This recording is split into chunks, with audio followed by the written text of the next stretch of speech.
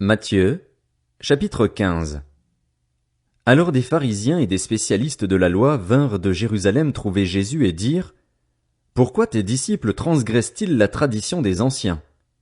En effet, ils ne se lavent pas les mains quand ils prennent leur repas. Il leur répondit: Et vous? Pourquoi transgressez-vous le commandement de Dieu au profit de votre tradition? En effet, Dieu a dit: Honore ton père et ta mère, et celui qui maudira son père ou sa mère sera puni de mort. Mais d'après vous, celui qui dira à son père ou à sa mère: Ce dont j'aurais pu t'assister est une offrande à Dieu, n'est pas tenu d'honorer son père ou sa mère. Vous annulez ainsi la parole de Dieu au profit de votre tradition. Hypocrite! Ésaïe a bien prophétisé sur vous, quand il a dit: Ce peuple prétend s'approcher de moi et m'honore des lèvres, mais son cœur est éloigné de moi. C'est faussement qu'il m'honore en donnant des enseignements qui sont des commandements humains. Jésus appela la foule à lui et dit: Écoutez-moi et comprenez bien.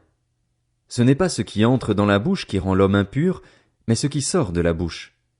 Voilà ce qui rend l'homme impur. Alors ses disciples s'approchèrent et lui dirent: Sais-tu que les pharisiens ont été scandalisés d'entendre ces paroles?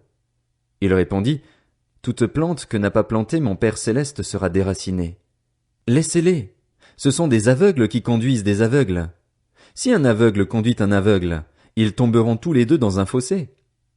Pierre prit la parole et lui dit: Explique-nous cette parabole.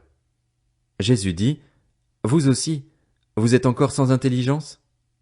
Ne comprenez-vous pas encore que tout ce qui entre dans la bouche va dans le ventre, puis est évacué dans les toilettes? Mais ce qui sort de la bouche vient du cœur, et c'est ce qui rend l'homme impur. En effet, c'est du cœur que viennent les mauvaises pensées, les meurtres, les adultères, l'immoralité sexuelle, les vols, les faux témoignages, les calomnies. Voilà ce qui rend l'homme impur. Mais manger sans s'être lavé les mains, cela ne rend pas l'homme impur. Et Jésus partit de là et se retira dans le territoire de Tyr et de Sidon. Alors une femme cananéenne qui venait de cette région lui cria: Aie pitié de moi, Seigneur, fils de David! Ma fille est cruellement tourmentée par un démon. Il ne lui répondit pas un mot. Ses disciples s'approchèrent et lui demandèrent: Renvoie-la, car elle crie derrière nous. Il répondit: Je n'ai été envoyé qu'aux brebis perdues de la communauté d'Israël. Mais elle vint se prosterner devant lui et dit: Seigneur, secours-moi. Il répondit: Il n'est pas bien de prendre le pain des enfants et de le jeter aux petits chiens. Oui, Seigneur, dit-elle, mais les petits chiens mangent les miettes qui tombent de la table de leur maître. Alors Jésus lui dit: Femme, ta foi est grande, sois traitée conformément à ton désir. À partir de ce moment, sa fille fut guérie. Jésus quitta cet endroit et vint sur les bords du lac de Galilée. Il monta sur la montagne et s'y assit. Une grande foule s'approcha de lui. Il y avait parmi eux des boiteux, des aveugles, des muets, des estropiés et beaucoup d'autres malades.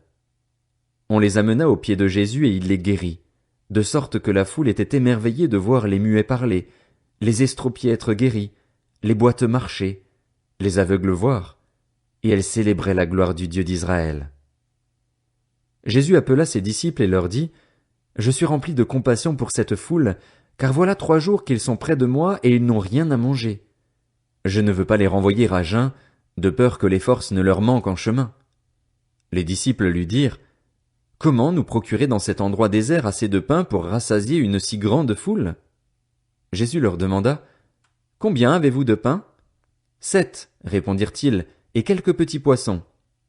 Alors il fit asseoir la foule par terre, prit les 7 pains et les poissons et, après avoir remercié Dieu, il les rompit et les donna à ses disciples, qui les distribuèrent à la foule. Tous mangèrent et furent rassasiés, et l'on emporta 7 corbeilles pleines des morceaux qui restaient. Ceux qui avaient mangé étaient 4000 hommes, sans compter les femmes et les enfants. Ensuite, il renvoya la foule, monta dans la barque et se rendit dans la région de Magdala.